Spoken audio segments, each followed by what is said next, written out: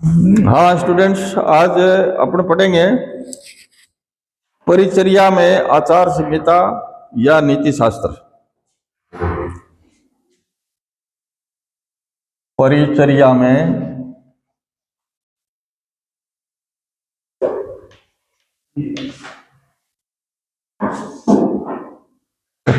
परिचर्या में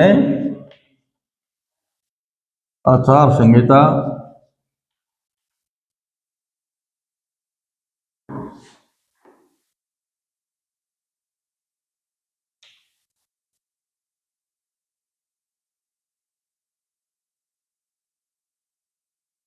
या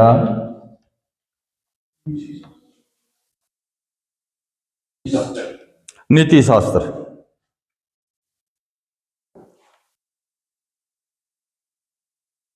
नीति शास्त्र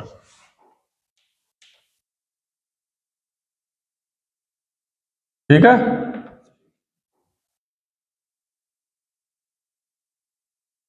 अब इसके अंदर अपन थ्योरिकल चीज है, थ्योरिकल चीज के हिसाब हूं। सारे पास में बुक है ना अपने पास में? किसी भी कार्य या व्यवसाय को शुरू करने से प्रतिपादित करने के लिए कुछ नियम बनाए जाते हैं, जिसके आधार पर उसकी सीमा में रहकर अपने कर्तव्यों को किया जाता है। इसे नीति शास्त्र कहते हैं। यह व्यक्ति के शिष्ट आचरण व उसके गुणों को प्रदर्शित करता है, अतः इसे आचार संहिता भी कहते हैं। ये नियम मानवाधिकारों की रक्षा के लिए, व्यक्ति, परिवार, समाज के स्वास्थ्य के लिए एवं कार्य करने के लिए व्यक्तियों के लिए श्रेष्ठ आदर्शों के लिए बनाए जाते हैं, जिससे ये पता चलता है कि इस कार्य को करने से समाज पर क्या प्रभाव पड़ रहा है। समय समय पर यह नियम समाज की आवश्यकता परिवर्तित होते रहते हैं। नीति शास्त्र को एथिक्स कहते हैं और ग्रीक शब्द जैसे एथोस से उत्पन्न हुआ है ये, जिसका अर्थ होता है रीति रिवाज, दिशा निर्देश, विश्वास, आस्थाएं, नियम है। ठीक है। प्रत्येक व्यवसाय के कुछ विशेष नियम होते हैं जिन्हें सदाचार के लिए नियम कहते हैं। श्रेष्ठ आचरण या सदाचार मनुष्य का गुण होना चाहिए, जिससे वह समाज के प्रति अपने उत्तरदायित्व का निर्वहन सुचारू रूप से कर सके।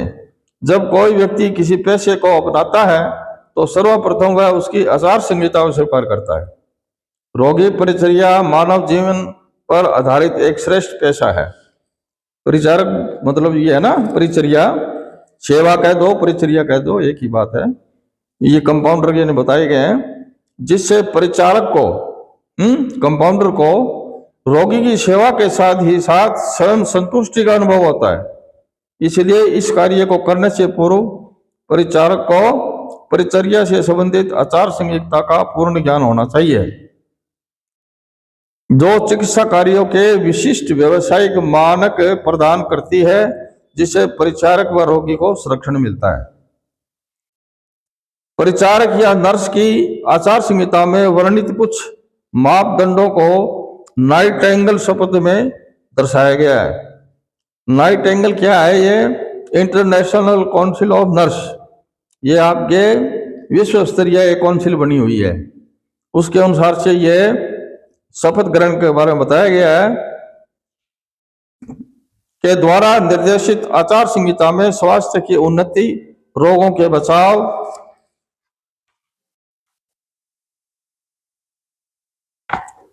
स्वास्थ्य की पुनर्प्राप्ति तथा पीड़ा से मुक्ति प्रदान करना, यह परिचारक के लिए 4 जिम्मेदारियां वर्णित है। ठीक है।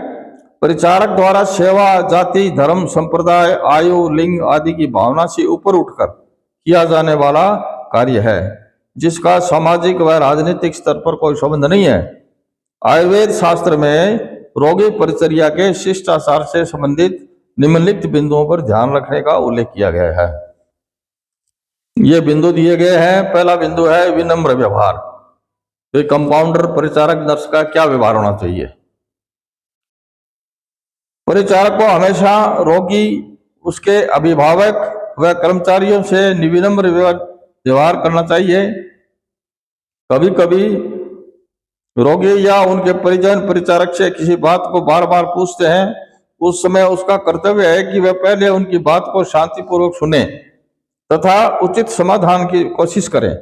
अत्यधिक अवस्था में भी घबराहट या क्रोध को प्रदर्शित न करते हुए हमेशा शालीनता का परिचय देना चाहिए। क्योंकि रोगी होता है, उसके साथ में भी होते हैं जो दुर्व्यवहार भी करते हैं, लेकिन उनको सहन करना चाहिए। ठीक है। कभी कभी किसी कारणवश रोगी व उसके परिजन परिचारक नर्स से असभ्य शब्दों का प्रयोग करते हैं। उस समय परिचारक को चाहिए कि वह किसी प्रकार की प्रतिक्रिया न व्यक्त करते हुए शांत रहे तथा उन्हें समझाने की कोशिश करें।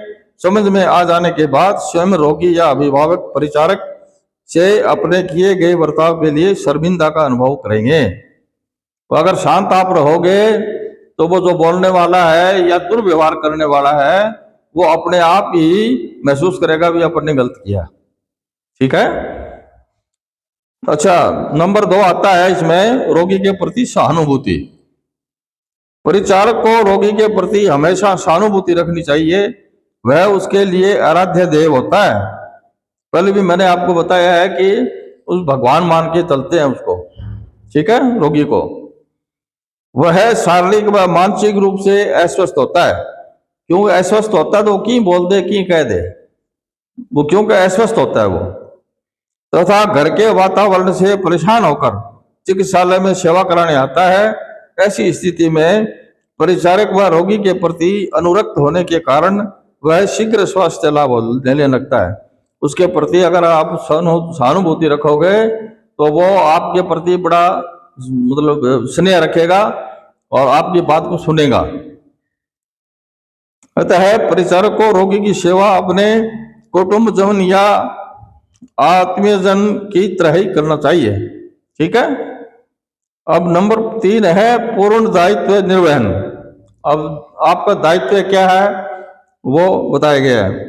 परिचारक को अपने कर्तव्यों, सेवा, औषध, पथ्य, अनुपान आदि व्यवस्था का निर्वहन बड़े ही सौहार्दपूर्व तल्लीन होकर करना चाहिए। समय पर अपने कार्यस्थल पर उपस्थित होकर चिकित्सक द्वारा दिए गए दिशा निर्देशों का पालन स्वयं करना चाहिए तथा अधीनस्थ कर्मचारियों से उनके कर्तव्यों के पालन हेतु प्रेरित करना चाहिए। नंबर 4 है चिकित्सालय संपत्ति की सुरक्षा।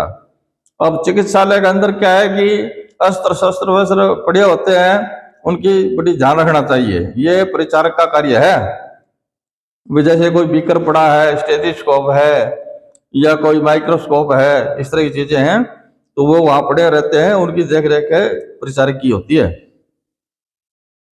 चिकित्सालय चिकित्सा सेवा करने के रहे व्यक्ति का संगठन होता है, जहां सही संप्रदाय के व्यक्ति आते हैं, उन्हें समुचित चिकित्सा लाभ दिया जाए, यह प्रशासन की कोशिश रहती है। इस हेतु विभिन्न प्रकार के साधन उपकरण का उपयोग किया जाता है। उन सभी के रख रखाव, प्रयोग, देखभाल आदि की जिम्मेदारी परिचारक की होती है। अतः इन संपत्तियों की सुरक्षा करना उसका उत्तरदायित्व है।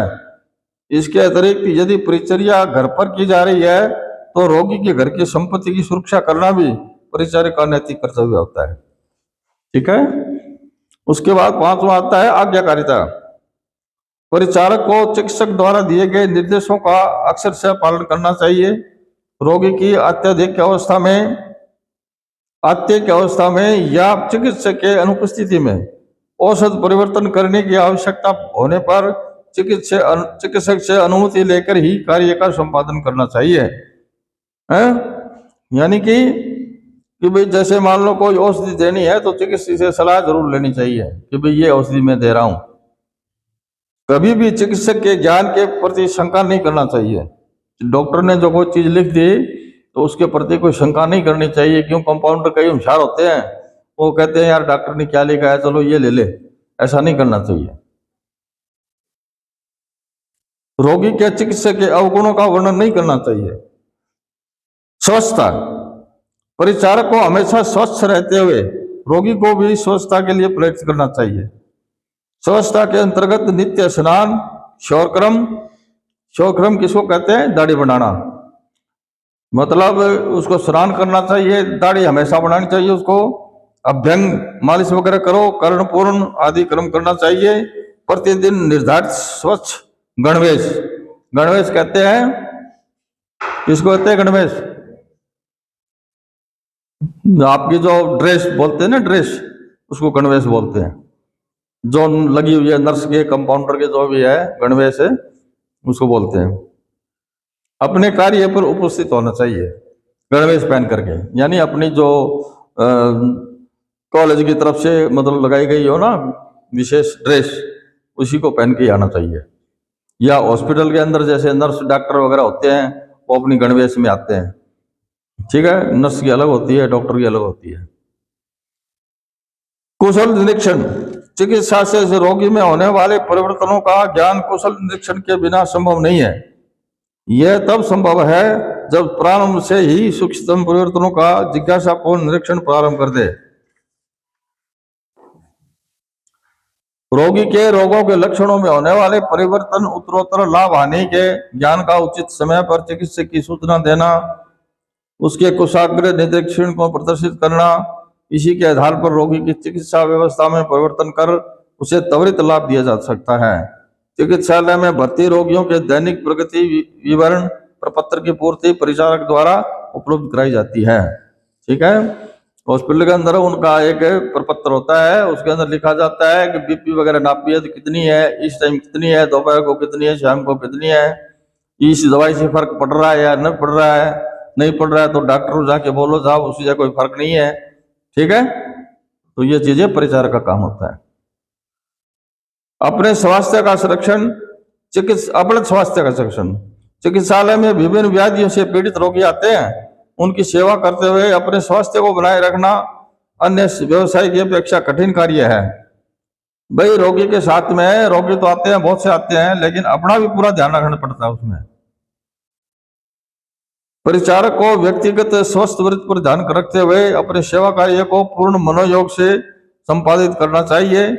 संक्रामक रोग व्याधियों के सूक्ष्म जीवाणु, संक्रामक रोग किसको कहते हैं?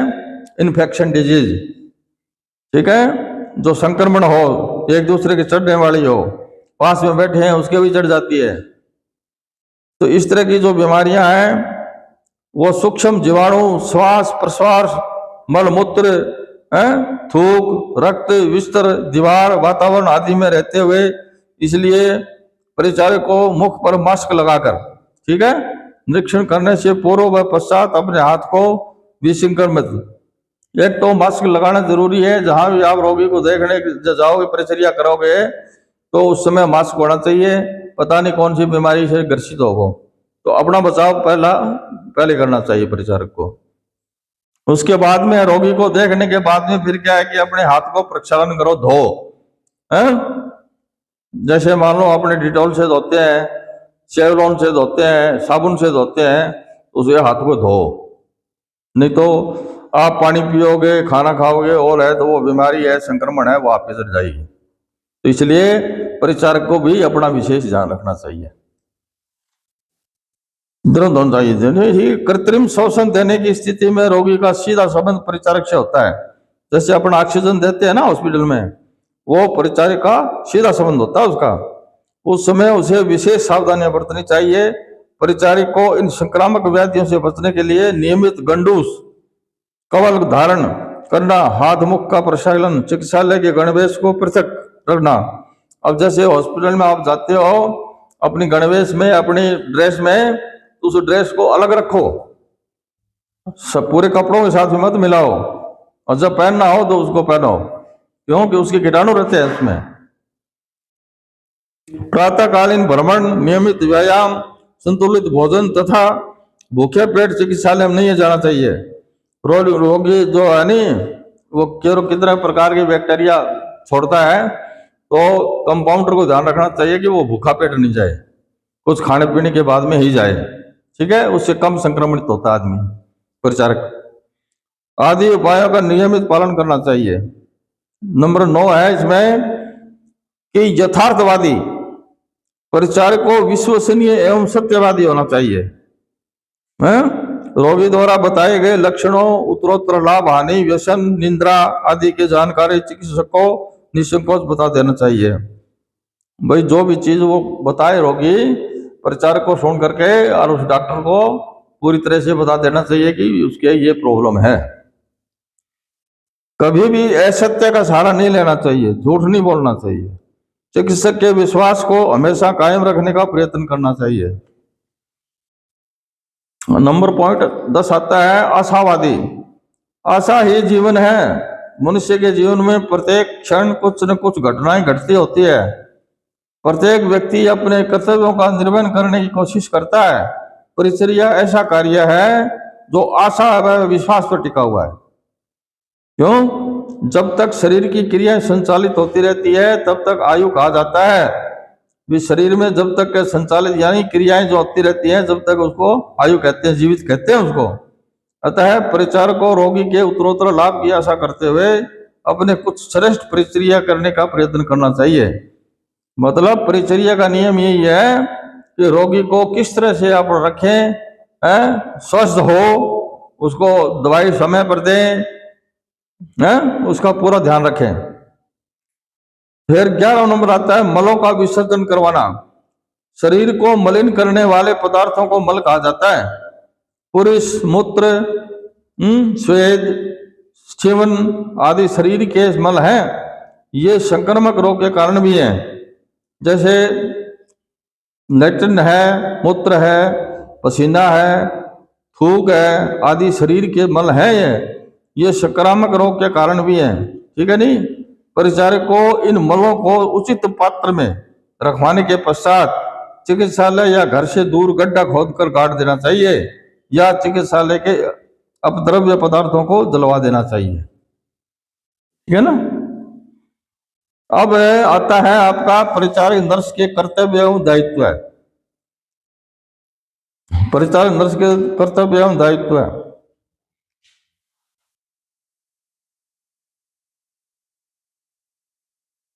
परिचारक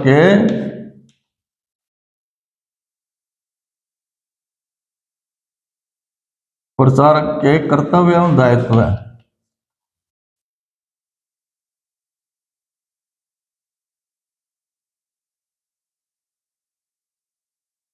कर्तव्य एवं दायित्व है।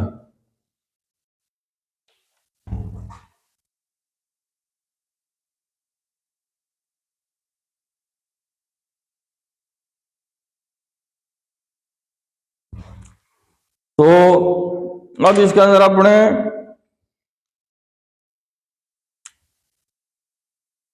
चिकित्सालय में सभी व्यवस्थाओं को करने वाला, रोगी की औषध पथ्य आदि को बनाने वाला परिचारक ही होता है। ठीक है नहीं? चिकित्सालय में व्यावसायिक परिचारक नर्स के निम्नलिखित कार्य होते हैं। क्या क्या कार्य होते हैं इसके? कंपाउंडर या नर्स के अपने रोगियों को मूलभूत परिचर्या प्रदान करना। परिचर्या मतलब सेवा। चिकित्सक द्वारा निर्देशित औषध पथ्य आदि का व्यवस्था करना। रोगी द्वारा चिकित्सा लाभ लेते समय रोग के लक्षणों में उत्तरोत्तर लाभ हानि का निरीक्षण करना। भाई अपन कोई दवाई दे रहे हैं उससे पता चलता है कि भाई तेरे तू ठीक हो रहा है या कुछ फायदा है कि नुकसान है तेरे। ये चीज परिचारक का काम है पूछने का। रोगी पर औषध प्रभाव है उसके अनुकूलन अवलोकन करना। रोगी को स्वास्थ्य संरक्षण हेतु शास्त्रोक्त विद्या, दिनचर्या, ऋतुचर्या, रात्रिचर्या, व्यायाम आदि विषयों पर सलाह देना। भाई उसको कहो भाई थोड़ा बहुत घूमो, थोड़ा व्यायाम करो, बाहर जाओ। ठीक है नहीं? उससे स्वास्थ्य में लाभ होता है। ये परिचारक का काम है। परिचारक उसको गाइड करेगा, सलाह देना तथा पालन करने हेतु प्रेरित करना। दैनिक जीवन में रोगी की पुनर्वास संबंधी विधियों का निरीक्षण व उचित सलाह देना। स्वास्थ्य परिचर्या के क्षेत्र में हो रहे अनुसंधानों में भाग लेना।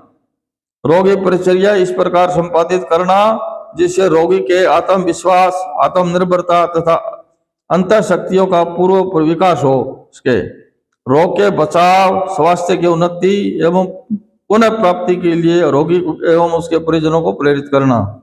स्वयं को शारीरिक व मानसिक रूप से स्वस्थ बनाए रखना।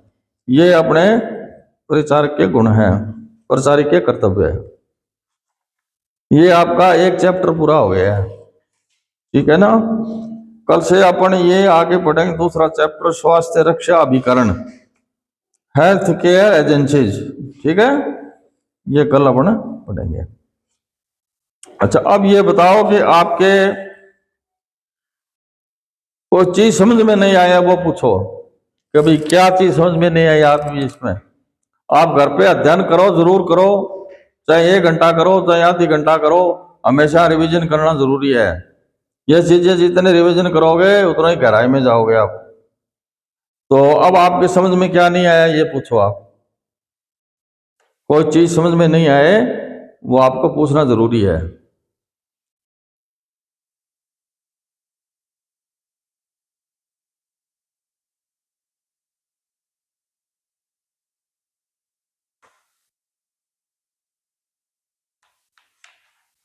ये सब थ्योरेटिकल चीजें हैं, ये थ्योरेटिकल चीजें सब चीज पढ़ाई जाएगी है, ठीक है ना। ठीक है, आज का आपका चैप्टर पूरा हो गया है। अब दूसरे आएंगे आपके पढ़ाने के लिए। कर दो बंद।